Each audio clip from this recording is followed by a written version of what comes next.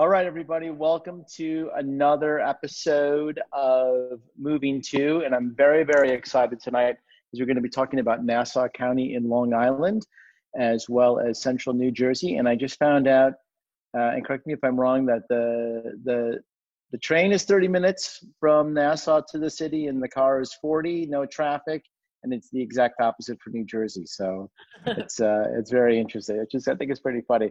So our panelists tonight. Please, we have Xander Oldendorp and Mike Iosa that are going to help us out with Central New Jersey. And we have Angela Dooley, and did I pronounce it correct? Is it Dooley? Perfect. Dooley, yes. Angela Dooley and Nicholas Columbus that's going to talk to us about Nassau County. And I'm very excited to have with the special guest star Leonard LaRosso in on it. And then we're going to have John Perfetti of Citizens Bank is going to talk to us about what's going on in mortgage land, which I'm really, really excited about. So just kind of quickly, it's interesting here. And as you know, I sell in Brooklyn and Manhattan.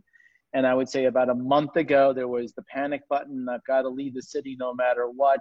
I just saw Escape from New York one more time, and that's where this town is heading. Get me out of here. I think that has subsided a little bit. People are kind of into it. But what I have noticed, and I think it does make sense, is that people that were planning to move out of the city, if it was kind of your 1 to 5 year plan, this may be a really great time to accelerate that plan and jump out there. So I'm excited to talk about that. And then also, look, the reality is some people are going to be uncomfortable with the situation. And having outdoor space and a little bit more space from everybody else, I get it. And that may be a good choice for some people as well. The only thing I would just kind of caution against with any decision that you make is try not to make a decision based out of fear or a quick rash decision. Really think about it if this is what you want, and hopefully this will help you determine one way or another what could possibly work with you guys. So go ahead. So Angela, Nick, why don't you guys tell us a little bit about Nassau County? Pretend I've only been out there 5 times in the last 20 years, and tell me about it. What makes it exciting? What brings people out there? What's the attractions? Sure. I'll start. So what brought my family and I out here, we had moved from Queens. We love the space. We love the large backyards that we have here in Long Island. The square footage in the homes to us is better than the square footage in the city. We love the proximity to the city. 28 minutes, Manhasset Railroad Station. You are in Manhattan, in the Penn Station, in 28 minutes. Driving is only 40 minutes. We have parks, we have beaches, and it's just a wonderful place to be, especially in the Gold Coast. Oh, that's great. Go ahead, Angela. I was just say, unlike Nick, I was born and bred on Long Island, so I know Long Island, it's my only home. And it's a really, listen, New York City, there's nothing like it in the world. It's the epicenter. It's spectacular. For me, it's a most wonderful place to visit, to go to the theater, to go shopping, to enjoy the park. But Long Island is just a very nice reprieve from the city for myself and my family. I really enjoy the beaches here. We enjoy the dining. We enjoy the shopping. And, again, it's a very different lifestyle. It's a bit more relaxed. The hustle and bustle, not as much as in Manhattan. And, what really drove us out here, other than going to a private school in the city, were the school systems. As a young couple, okay. We knew that, the school systems out here were something that really attracted us. That makes sense. Perfect. And just a quick thing. So what makes it, give me like a 60-second story on why is it called the Gold Coast? What is that all about? Oh, okay. So the Gold Coast really started 1917. 1917, correct. Wow. Gatsby era, yeah. I'm sure. Mm-hmm. Yep, it's based out of that area, not the Hamptons. Yes, yes. Starting in Kings Point and Great Neck, all the way up to Sands Point, all the waterfront homes. And that's where it started. So we still call it the Gold Coast. Yeah, it was a very elite place for all the very wealthy to go. And it's still to this day called, like we said, the Gold Coast. Yeah. The premier properties are on the waterfront there. Oh, very nice. Very nice. So Xander and Michael, tell us a little bit about Central Jersey. And that's kind of been a natural attraction really in this last cycle where I've seen the trend of, a couple or two people rent in Manhattan, they find each other, they buy their first place in Brooklyn, and all I've heard about is Maplewood and Central Jersey and all the excitement that's going on over there. So tell us a little bit about your area. Yeah, Martin, thanks. And thanks for putting this together. So we definitely realize in our markets that people move east to west, right? They'll start in New York, maybe they'll want a little bit more space, and they'll move out to Hoboken and Jersey City. Mm-hmm. And they'll say, we need more space. And they come out to our area, which is, Summit, Chatham, Madison, or about a 30-minute car ride to New York, 40 minutes on a train. And, the reason that people come here, I think, is because their families get a little larger. You have a kid or two and you have a need for space, and, driving Johnny to soccer practice takes a full day. Where in a community like this, the soccer field's around the corner, the park's around the corner, access to the beach. You're also about 45 minutes or an hour to the beach. You're an hour to hour to mountains. New Jersey, the area that we're in, has, the Millburn Short Hills is the #1 school district in all of the state. Summit's top 10. All the towns around here are basically top 20 in the state for schools. So I think that people really move out here certainly for space. The family needs and just the lifestyle change of wanting, a little bit of an easier upbringing for their kids and being able to play out in the backyards and have easier social gatherings. That makes sense. So just a little bit of breathing room in both areas, and I think that totally is. Now, John, you're out in Long Island. Why don't you give us the unbroker analysis a little bit? What brought you out there, or are you from there, and what do you like about it? Great. Thanks for having me, Martin. Thanks for having me, Nick and Angela as well. So I'm also, I grew up in Long Island. I grew up in Bayville, a small little town on the North Shore. Okay. I've been here for, my 43 years. So it's, I love it. I love the city. I love kind of escaping to that, but I also love Long Island because we have the beaches. We have, our backyards. I'm a Long Island guy for sure. I hear you. Fair enough. My family all grew up. My mom was in Manhattan. My dad was in Queens. They ended up in Long Island as a second home. That's basically how they found Long Island. Oh wow, so, that's great. That's great. And for all of our viewers out there, we're going to talk a little bit now about kind of some blue chip areas, up and coming neighborhoods in both areas. We're going to talk a little bit about finance, but my favorite part of the show is the second half. So the second half hours, we're going to be looking at real live properties that you can physically go out and see the next day if you want to call Angela and Nick or Xander and Michael. So I think real product to see as opposed to ethereal, 2,000 square foot, 4-bedroom, 2-bath or 3-bath, whatever. You're actually going to see these things and be out there with it. So kind of going back to that with Xander, Michael, what is quote unquote a blue chip community, and what's an up and coming community out by you? Yeah, Martin, it's interesting. I don't know if we're as sexy and cool and changing like New York City. These communities out here, all of them are stable. We had the recession 10 years ago. We went down about 10%, and we've inched back up 2 or 3% in all the communities out here. So it's not like you have any large development or an anchor tenant moving in to a certain area. So I think what you have here is you just have stability and affordability compared to the city. All the towns around here, people always ask, where is the place that I should get a deal, or where's the value buy?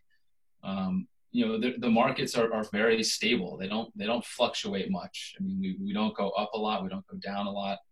But what we see from people moving out of the city to our area, it's definitely Short Hills and Summit are the first looks. Maybe it's Maplewood in there as well.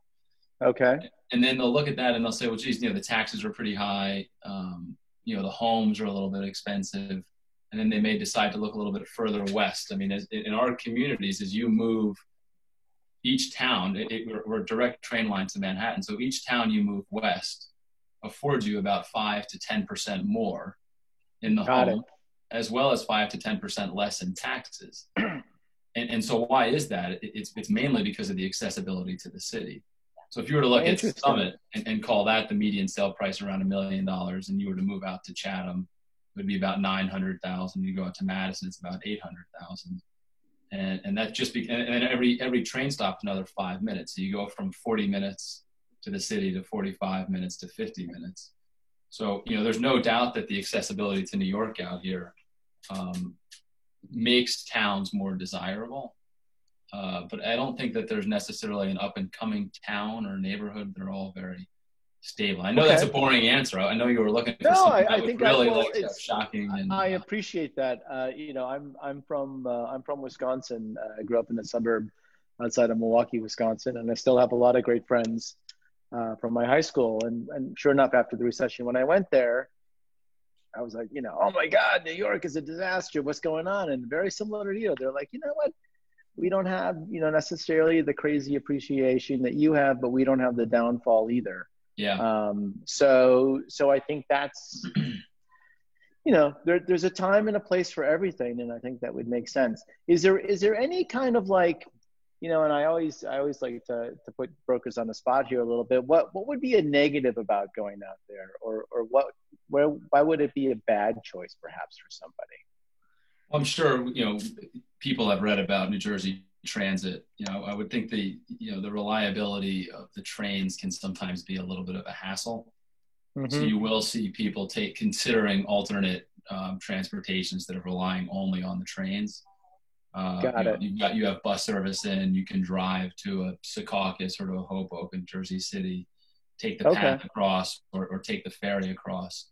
So I would definitely say that it would be the trains. And, we've been, when our Governor Christie was in office 10 years ago, we were really close to passing an $8 billion bill that was going to increase the accessibility to the city via the train lines and the tunnels. And unfortunately, that did not get passed. So we're dealing with, 80 to 100-year-old infrastructure going into Penn Station that will sometimes, instead of a 40-minute commute, it'll go to 50 minutes or an hour. Which when you have a 9 a.m. meeting and you're running 20 minutes late, that's not ideal. You get a little ticked. Right. No, I hear you. Although, that's a whole other topic of office and who's going to be going and how often. Yeah. So Angela, Nick, tell me a little bit, about your area. And I've got pretty much the same questions.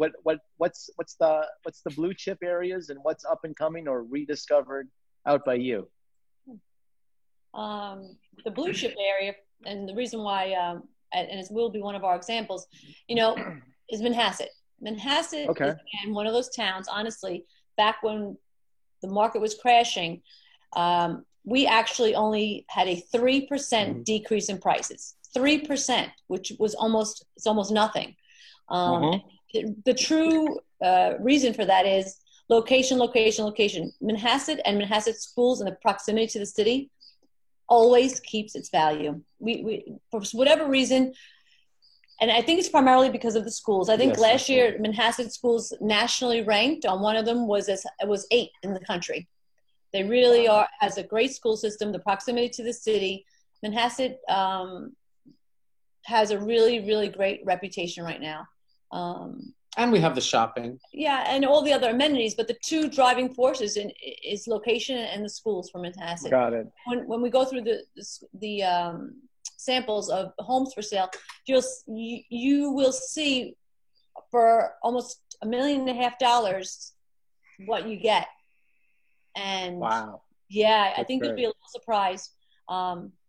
But it's a blue chip. No, what about an up and coming area or rediscovered? What do you have on that for us, Nick? Manhasset Hills, I would say. Oh, absolutely, Manhasset Hills, which is our town next to it, on the other side of the highway of the Grand Central and the LIE. It's up and coming. Prices have been rising there. Yeah. Continuously. They've started at 800,000 only like 3 years ago, and now they're up to 1.2. The same. Branch. Yeah, and it is Herrick School, which is. It's not Manhasset schools, so it's Herrick schools, but it's a great school, rated very well. But it's a lot of young families that want to be in the Manhasset proximity will go to Manhasset Hills. So it's a great alternate, and the taxes are much more reasonable than they are currently. Okay. And that makes sense. And what would be, you know, again, asking the tough question, what would maybe not be a good thing out there, or why would somebody not enjoy being out there? A little bit of crowding, if you want me to be honest. I'm going to be honest. Okay, well, I do. I appreciate it. Is because of its reputation, it's becoming a little bit crowded, especially in the schools, where we used to have, when my kids were growing up, a classroom was 25 to 27 kids. Now we're pushing 30. 30. And got it. Right. And the parents, everyone's in an uproar, but a lot of young families are moving here. They're just coming from the city and they're moving out here. Because listen, when you make a purchase, a home, it's usually your largest investment. You want to make sure you're going to be able to retain that investment or have it grow. In Manhasset, that's almost a guarantee that you will maintain your investment, or it even may grow 3 or 4 or 5 or 10%. So and that's been proven. Just the numbers show that it's almost a sure bet if you invest in Manhasset. That sounds great. So just a quick thing. I'm looking at the chat here as well. Quickly, Shannon, tell me a little bit about Warren. We got a shout out for Warren as a community.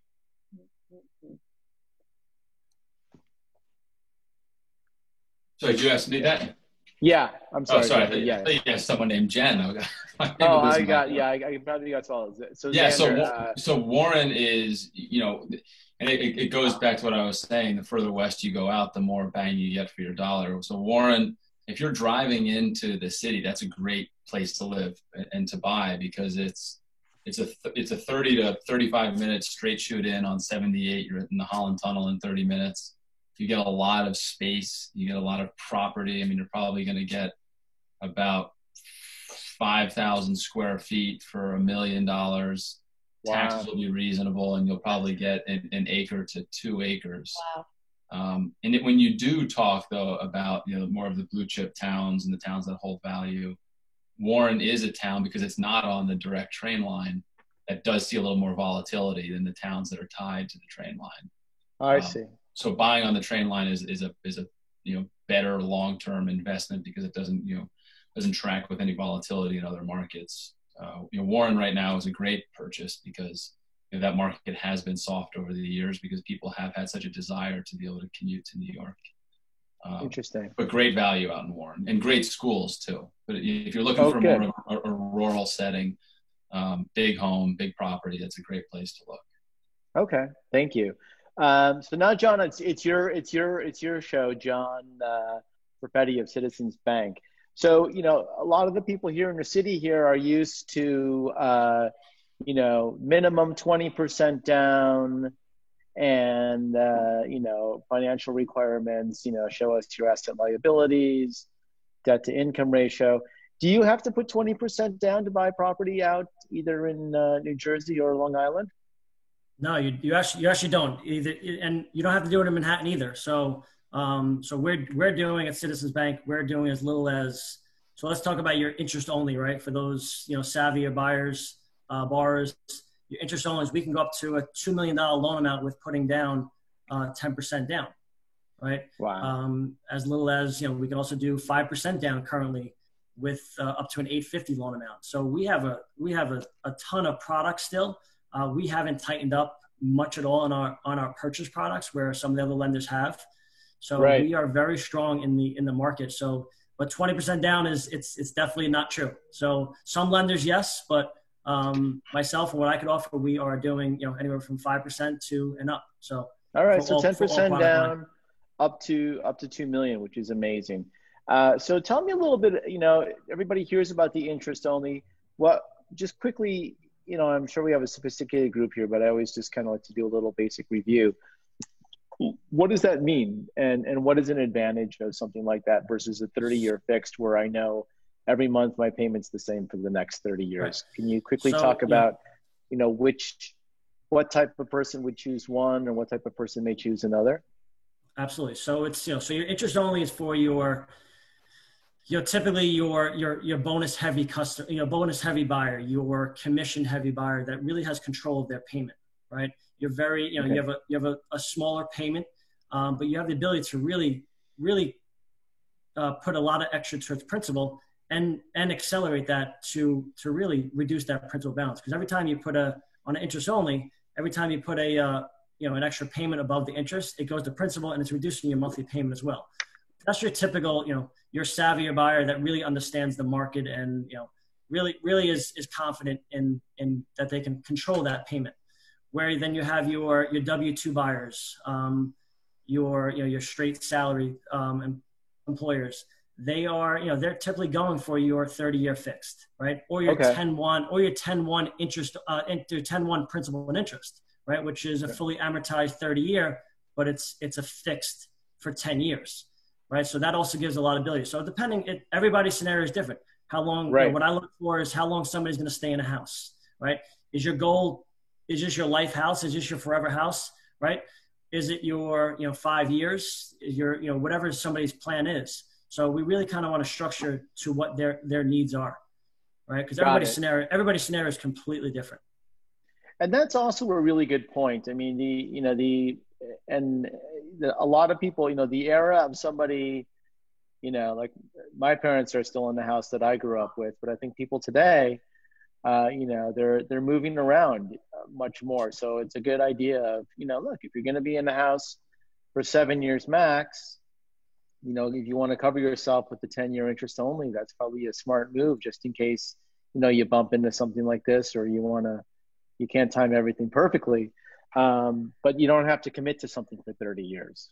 Correct. I mean, most people don't have, I'm sure most of us here can say they've refinanced their mortgage. They've done something with their mortgage within 7 to 10 years. Most people do not carry a mortgage for a 30-year term. They just don't, right? Most banks don't hold it on their books because they're either refinancing, people upgrading, downgrading, moving, whatever it may be. So most people don't have the same mortgage. But unfortunately, in the rate where the rates are today, people may keep a mortgage longer because, you're getting rates at, sub 3 in some cases, 3.25 currently, 3 1/8. So people might hold on to it longer. They may think of, doing something different. That makes sense. To touch on the interest only also. So if somebody is looking to buy a house, but they don't want to sell their current house, right, prior to buying, so they know they're going to sell it after, and interest only is also good because then they can take that principal balance, apply it towards the new loan, right? So now your principal balance is going to be less because it's coming right off of the principal. So it's, so there's a lot of ability to, there's so many different ways that we can structure somebody's wealth and, just their long-term goals, right? Because you're not a 30-year fixed person, right? So if somebody calls me, what's your rate? It's an open-ended question, right? In so many different levels. So, somebody says, what's your 30-year rate? It's hard for me to answer because, 30-year fixed rate is, may not be the right decision for this particular buyer. So we kind of try to dissect them and see what's the right choice for them. Very good. And then quickly, I just want to touch base, a few minutes here before we jump into seeing actual real properties that you could buy today, if you want to, is that, it's a little bit of the chicken or the egg, right? So if you're currently renting in the city and you want to buy out there, that's great. You have lower down payments. You pretty much can go. But if you already own, Nick, Angela, Xander, and Michael, are deals being contingent on people selling their property? That's not in the city. So I just question out there. Or how do you kind of navigate that? Anyone can jump in there. Or Xander, I think you were going to talk first. Yeah, I'm happy to go. I think you hit the nail on the head, Martin, when you started this conversation, and it's important to take your time in this decision, right? I mean, it's a big decision moving out here, and there's a lot of moving pieces. I mean, John also hit on it, and Nick and Angela have as well. I mean, John's saying, well, I don't know what the right mortgage is for you. And for me as a real estate agent, I don't know what the right town is for you. And I don't know which domino moves first and how it happens. And the most important thing to do if you're considering a move is taking your time, making sure you hire an agent, doing your due diligence to understand the communities and how it's going to happen. I mean, it's interesting, and Martin, you can probably speak very well to this. I have a client that wants to buy a house out here in Summit looking in like the mid-low $2 million price point, and they'd prefer to sell their brownstone in Brooklyn, and they're a little worried because they can't show it right now. Right.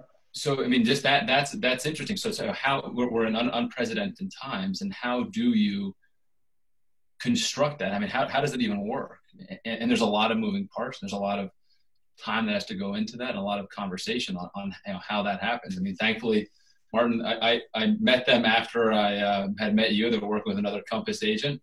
And thankfully, as long as there's Compass. Yeah, they've got Compass coming soon, and they're trying to sell it through the Compass Coming Soon platform. Right. But the contingency is interesting if you're coming out of the city, because it's hard to show and to sell properties there right now.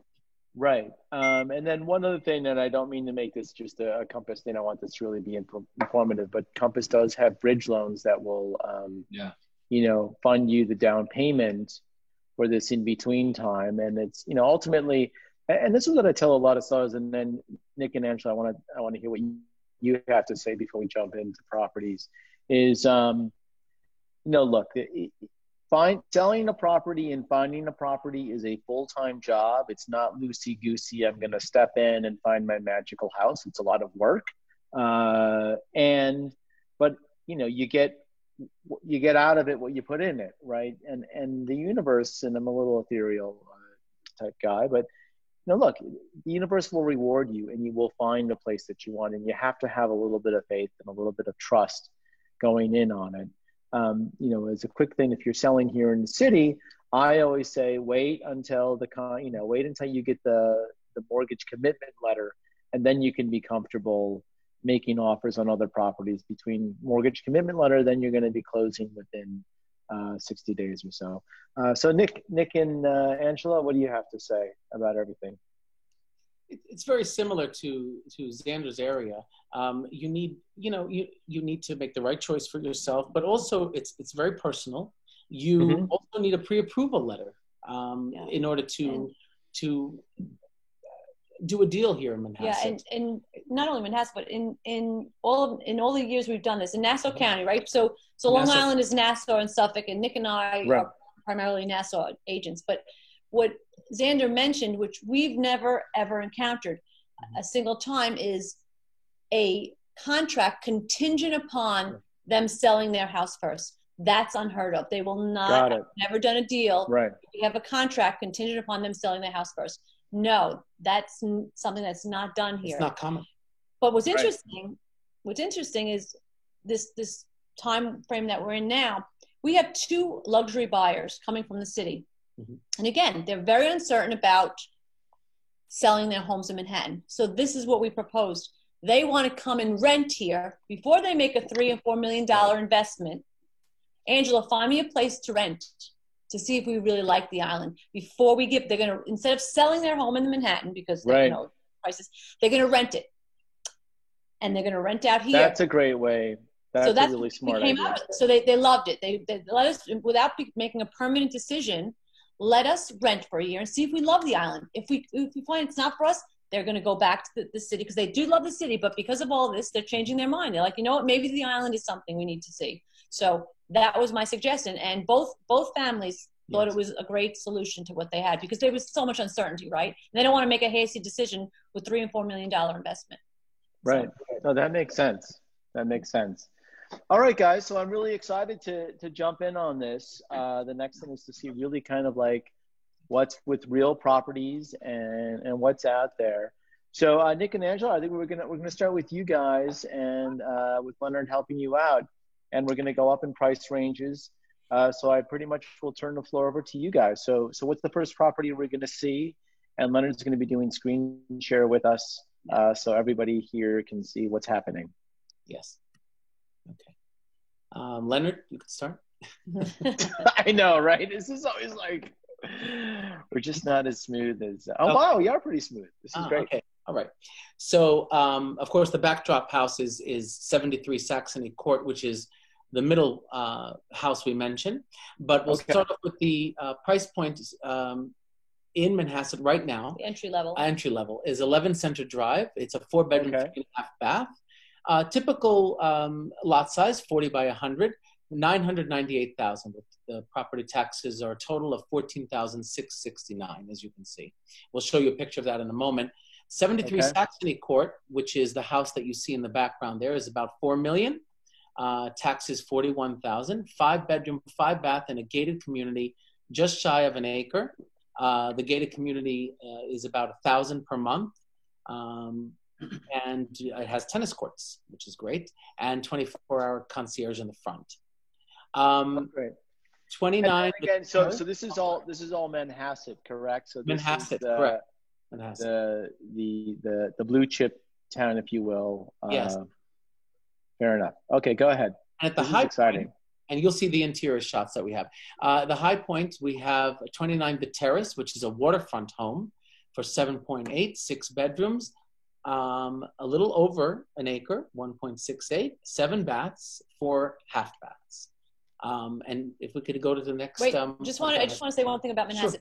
Sure. If we can go back to Manhasset 1 second. I don't want these prices to scare people. Right. The median price, the median home in Manhasset is $1.8 million. Mm-hmm. The median square footage, they're mostly third of acres, quarter acre, third acres, and the median real estate taxes are approximately $28,000.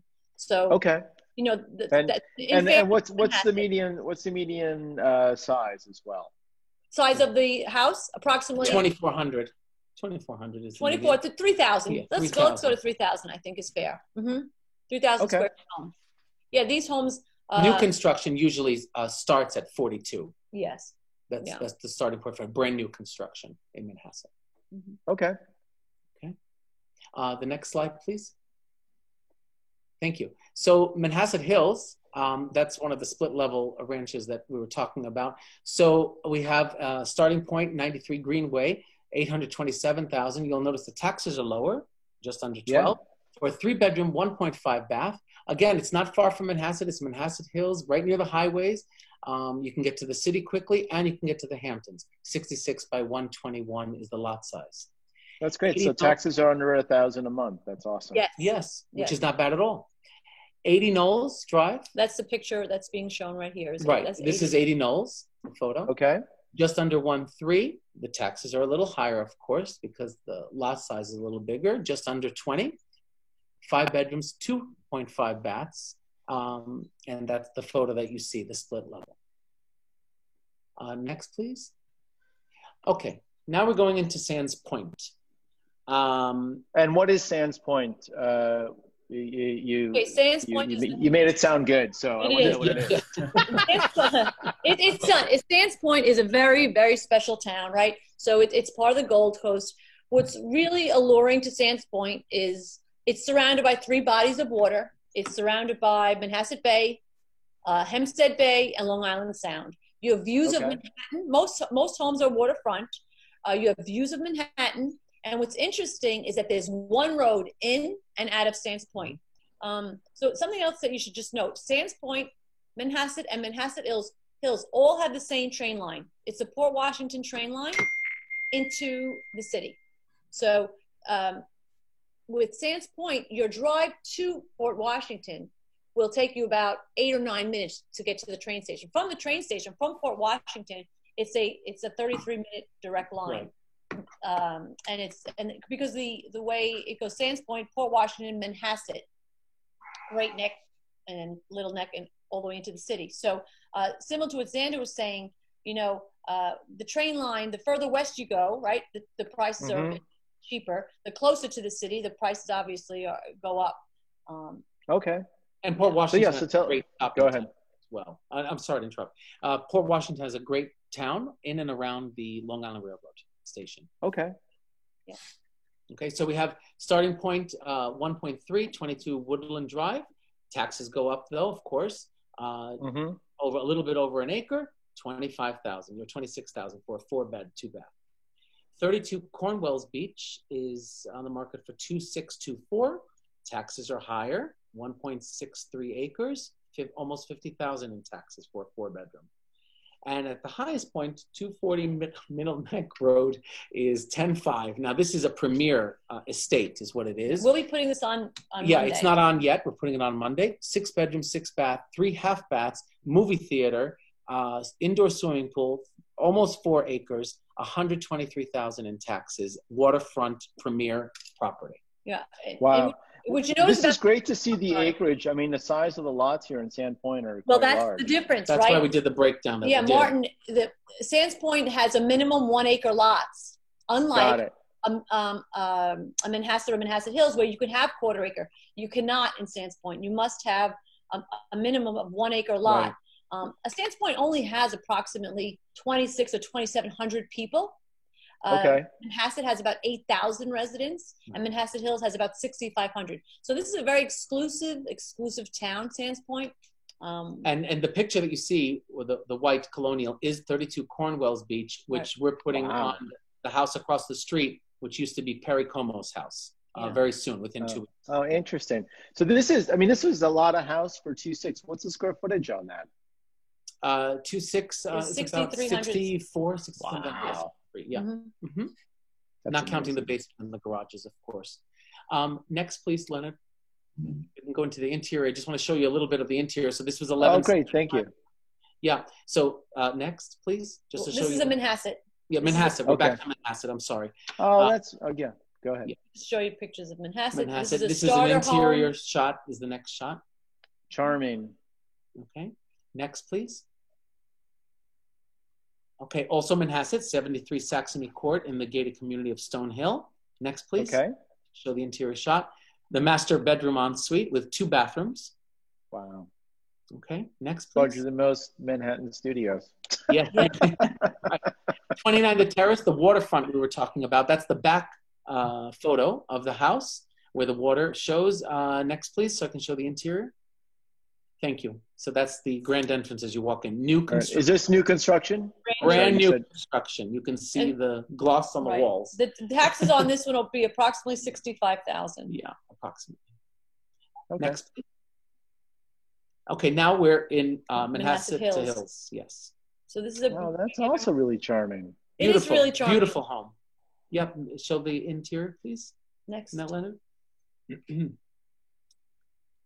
Okay, or not. Okay, 80 Knowles Drive. Okay, again, 1.3 Manhasset Hills. Can we show the interior, Leonard? Thank you. Or not? Maybe just go to the. Okay. Now we're in Sands Point. Okay. Okay, that's all right. Yeah, it's okay. You guys only want to show the interiors on those like $10 million homes. Come on. We're trying. Okay, 1.3. Can we show the interior of the Sands Point house, please? There we go. There you go. And you can see you have beautiful views of your property. Next, please. Very nice. And we're almost done here. 32 Cornwells Beach. What we're talking about with the $50,000 taxes. You can see the in-ground pool. Interior shot, please. There you go. Beautiful. Beautiful kitchen. Martin, the next house is for you. Yes. Now this one, we hope. Yes. Martin. I know all the participants are going to put a bid. We're putting on next week. Go ahead. This is waterfront that we're talking about. This is the back side of the house to show. Wow. This is the indoor theater, all mahogany inlaid wood. Okay, next, please. And that's going into the movie theater. I'm sorry to cut you off. Yeah, no. So this is the basement? I get excited talking about this house. I mean, where is the movie theater? Is it at a lower level or? Lower level. Lower level, yeah. Wow. Yes. They did 30-foot ceilings. Yes. Wow. Incredible. Popcorn machine, the whole deal. There's the indoor pool with a little whirlpool. Jacuzzi. Yeah. And notice the mosaic on the wall. And that's the Manhattan view. From the back. Leonard. Oh, yeah. It goes to the, wow. Oh, that's cool. Okay, so that's what you see in the yard. So you leave Manhattan, but you're not missing Manhattan. There it is. That's amazing. Thanks, guys. These are really great visuals for us to see all this stuff. So come to Manhattan. All right, right? Come on out. All right, Xander and Michael. Thanks. Nick and Angela, that was pretty neat. Thank you for sharing that. It's interesting that you did say that the one thing about Long Island is that it's crowded. I was surprised to see how large the acreage was there. Yeah. They're good sized properties.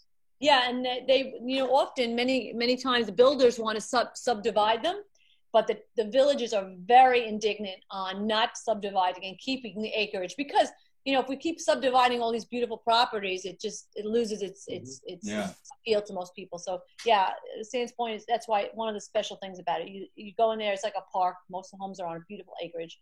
Yeah, so the areas that we're covering that I'm going to show here will mainly be Summit, Chatham, and Madison. And the resident sizes are quite similar to what they are in Manhasset and the surrounding areas. You have about anywhere from 10 to 20,000 people, which is neat because each town is its own little enclave, has its own school system.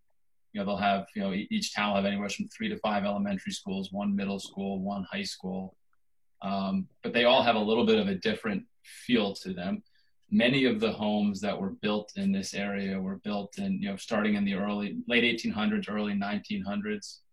So you have a lot of really pretty grand center hall colonials with a tremendous amount of character. And then you have some split levels that were built in the 50s, and then you obviously have some newer construction. So I'll start with this is just our website here, just a quick overview of each town from a stats standpoint. So this is Summit. There's 83 listings on the market right now. Average price is usually a little bit less than this. This is just a snapshot at a moment. But, the average price is $1.5 million. It's usually about $1.2 million is the median price. Highest price house in the market's about $5 million, and the lowest price is $400,000. So what do you get for 400? Are there condos out there, or is it?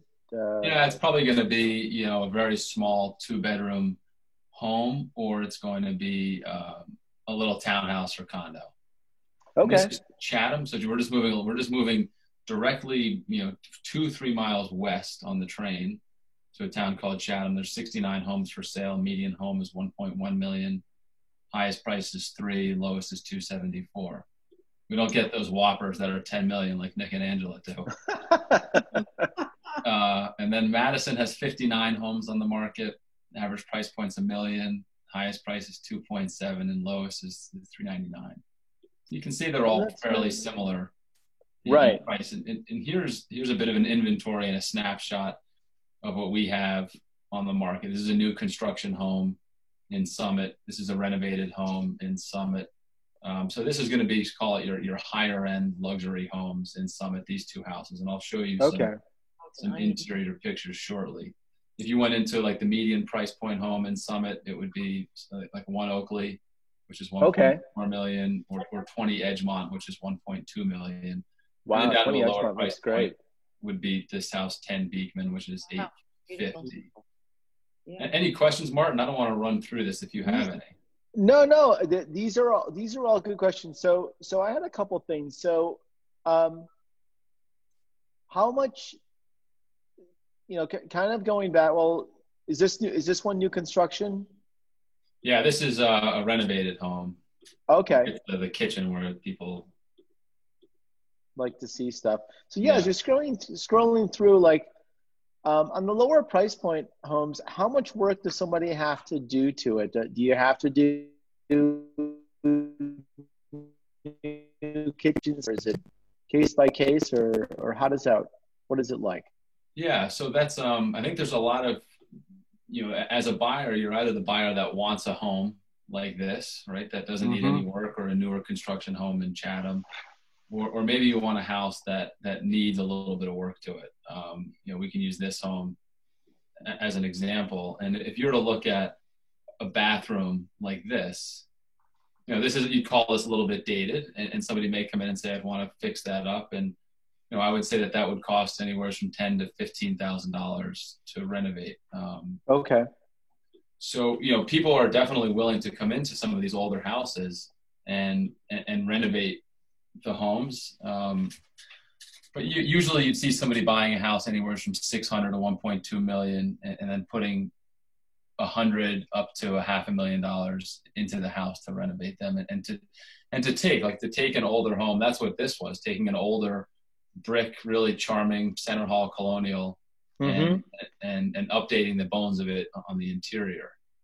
This is a home that's a great house. It's this looks great. Property, has a pool, was built in the early 1900s, has a slate roof. This gives you a sense of the floor plan. You walk in, foyer, living room, kitchen, family room.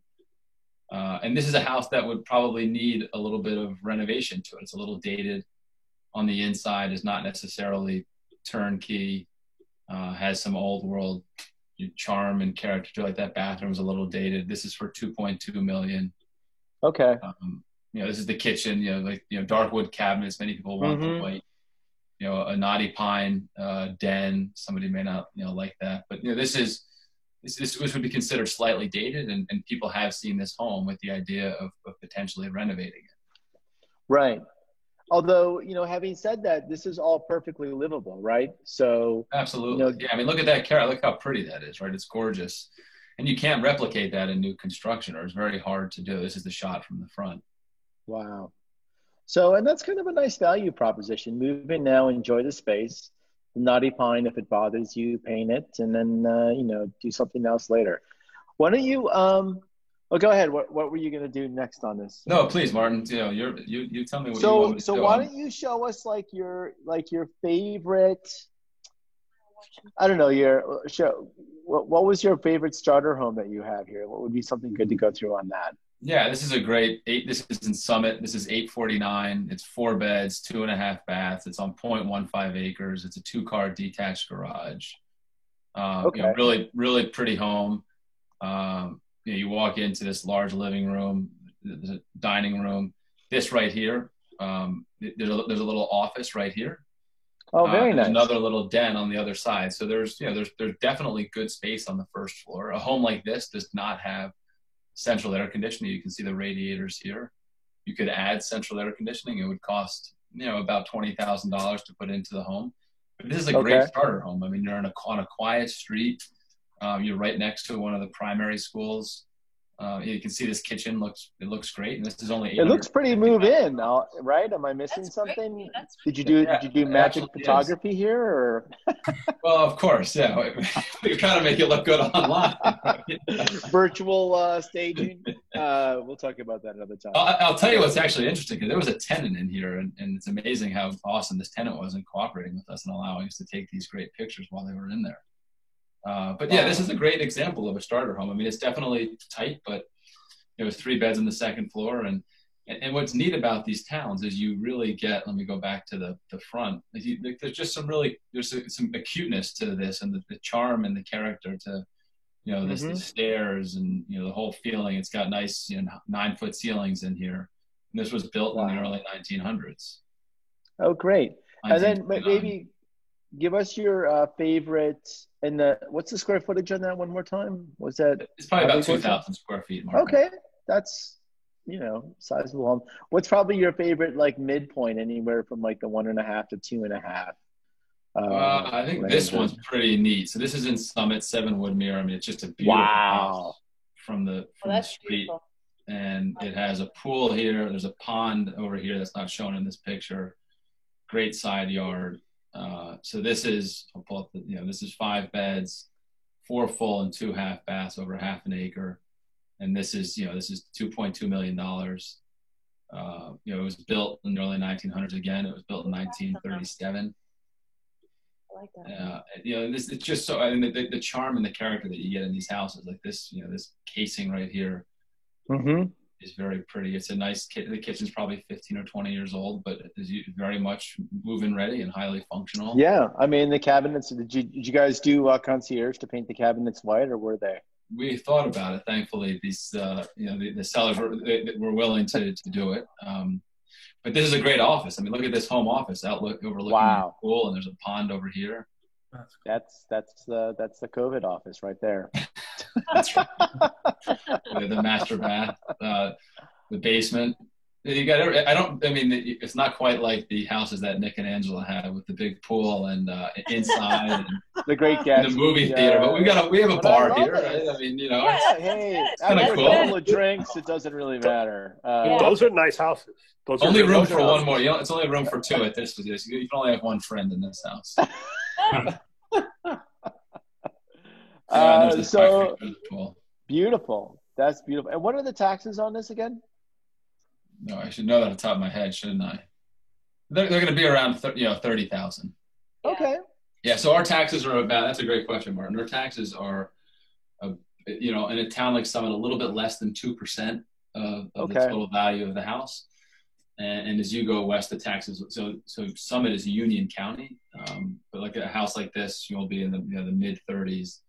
If you were to buy a $2 million house in Chatham or Madison, it's probably going to be the high 20s. Taxes are a little bit less as you move further out west. Very nice. And then going back to give me your fancy pants house. What's the big?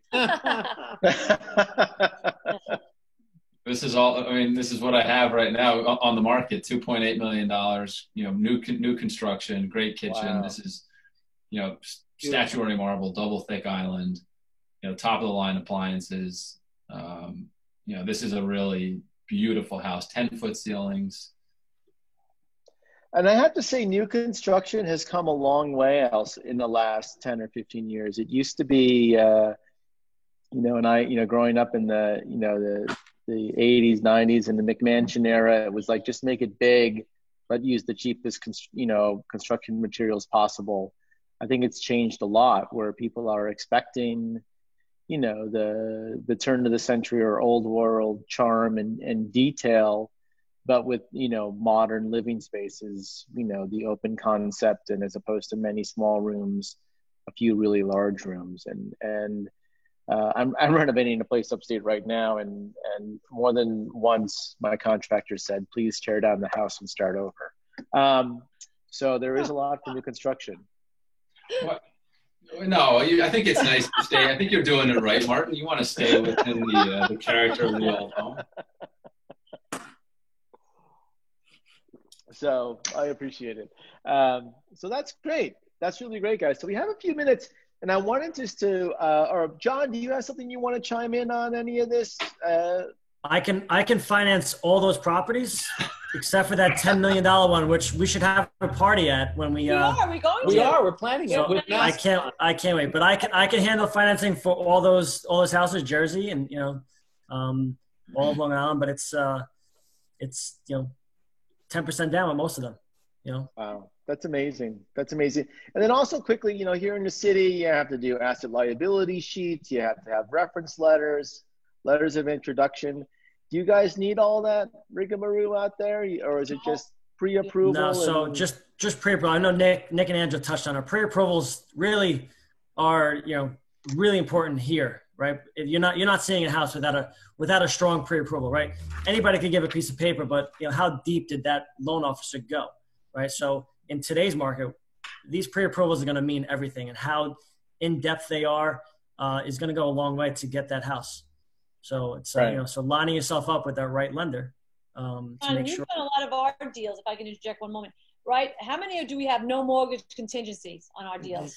So it's you mentioned before, it's certain bubbles, right? So obviously, as we go more south or more, you know, more east of Long Island, you're going to see, you know, some houses, you know, they will have a mortgage contingency, but typically, you know, nobody's going to accept an offer without having your house sold, or you know, yeah. So that's why I always pre-approve, not even pre-approval. I want to make sure I pre-approve with somebody. Can you buy this house without selling first, right? Let's look at that first, right? Just to see if they can do it. So it really all depends, but you're not seeing many mortgage contingencies on the North Shore. You know, it's very far. It's very, you know, few that you're seeing. That makes sense. So one other quick thing I just wanted to talk about, and if anybody has any questions they want to put in the chat box, they can. Are you guys seeing the trend at all?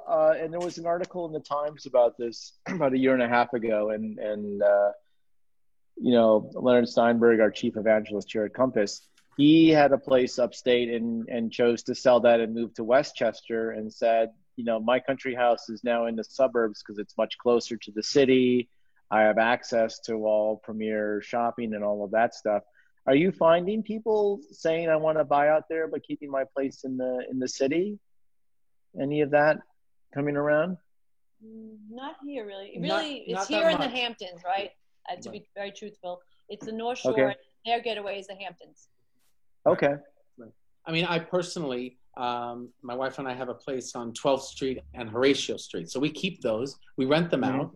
But who knows? Maybe one day we'll end up there when we turn old. We don't know yet. So, but we have that piece of the city. So we do keep it, but we rent it out.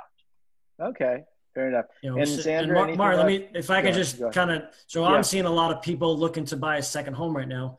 You know, just from Manhattan, instead of saying they are moving to Long Island, they're trying to get that escape home to try to buy, you know, out east more. So that's like Nick said, that's their getaway. Okay. Is your Hamptons, is your, your out east. Understood. That makes sense. Xander, anything about you or the second home market, or people choosing to get something up by you at all?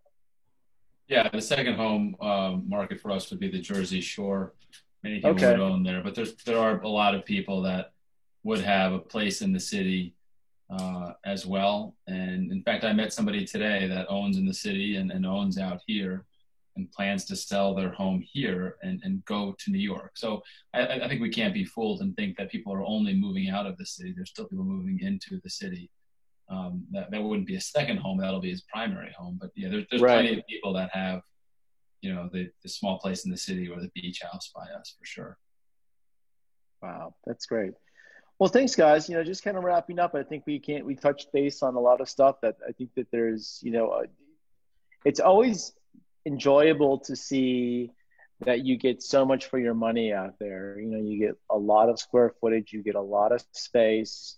And look, we don't have to talk about private schools here in the city, but the taxes that all of you guys are quoting out there is still less than one child per private school in the city. Absolutely. So that's something to consider as well. And John, it's great to know about financing options with it. I really love the 10% down up to $2 million. I think it's super great out there. And I really like the idea, Angela, you talking about renting for a year. I know that, a lot of the rental market has quote unquote been scooped up and stuff, but even if you, worst case, rent in a rental building or something, or something, just to see if you like that area and see if it's for you, Right. Makes good sense. or not, or anything. So yeah, we'll just quickly go around kind of a final sentence for everybody, your final thoughts. Xander, I'll start with you. Yeah, I would, Martin, well, firstly, thank you for putting this together. You did a great job with it, and hopefully the audience got as much value in the phone call as I did. So thank you very much for doing it. And, Nick, Angela, John, Mike, thanks for being on the call. And Jared for setting it up. Thank you. Yeah, so I would say that if you at our, I guess it's getting late. What time is it? 9. If you're at all considering a move out to the suburbs, I would say, the best thing to do is to simultaneously reach out to a real estate agent, reach out to a mortgage broker, and just have a conversation on the area. What we do is if you were looking to buy out here, it would be to get on the phone for 45 minutes or an hour and basically do a needs analysis to understand what you're looking for in a home. Kind of ask the who, what, when, where, why, how questions. Take all of that and then provide you with information of what's on the market for sale, what's sold in the last 12 months, stats, giving you town maps and describing the different pockets and neighborhoods in each town, and then making sure that we're able to get out and go look at homes. And once you do that, you become very educated in the market quickly. Oh, that's great. That's really and good. And also move to Jersey. Don't go to Long Island. Right? We're going to have a battle. Or buy both. Buy both. Yeah. Buy both. There you go. Right. Listen, I have a lot of family there. I love it. Love Jersey. Nick and Angela. On a side note, you should open up a restaurant. That's a great name for Nick and Angela's, right? Is there one? I don't know. There should be one. There's a Nick and Angela. So anyhow, final thoughts from you guys. But I really just think it's a huge investment you're going to make, and you really need to take your time, think about what you're going to do. Don't make a hasty decision. And I think that whether it be Long Island, New Jersey, it's a very different lifestyle. So then moving from the city, which we're talking about, it's a very different lifestyle, and it's something that you really need to think about. If your family is ready for such a move, it's a very different move. But either living in Manhattan or Long Island, listen, New York is New York. There's nothing like it, baby. That sounds great. Well, with that, that's a great close. So everybody, thank you very much. Xander and Michael out in Central Jersey, and Nick and Angela in Long Island, and John giving us the financial things on it. So that's great. So thanks, guys. Our panelists, just hold on. Once we get off of Facebook Live and everything, we'll do a little talk. And with that, everyone else, thank you so much for joining us tonight. Thank you so much. It's been informative. Thank you. Thank you for your effort. Good night. Good night. Good night. Good night.